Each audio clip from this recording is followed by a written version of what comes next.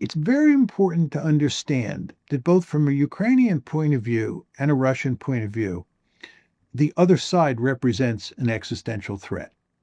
From the Russian point of view, Ukraine in NATO, Ukraine with serious security guarantees from the West, is an existential threat.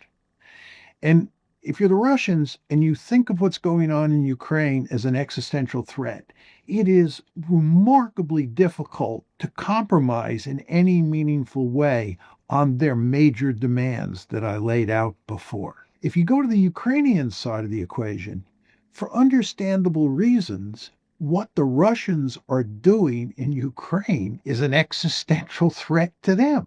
The Russian army has invaded Ukraine.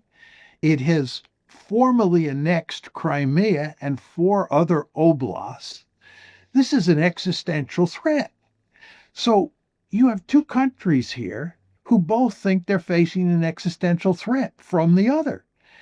Figuring out a compromise between those two sides is difficult in the extreme. Then we go to the Europeans. The Europeans, European leaders, when you listen to them talk, seem to think that the Russians are an existential threat. All sorts of European leaders talk about Russia conquering all of Ukraine, conquering territory in Eastern Europe, and then threatening Western Europe. They make it sound like Russia is the second coming of Nazi Germany, that the Russian army is the equivalent of the Wehrmacht, that Vladimir Putin is the equivalent of Adolf Hitler. There is, in the minds of most European elites, a sense that Russia is an existential threat.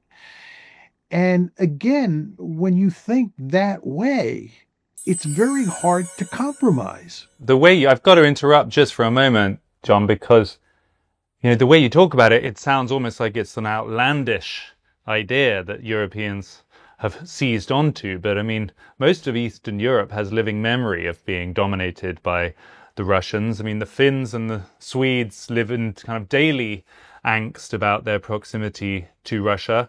This is a very real and long, multi-generational fear for them. It's completely understandable that they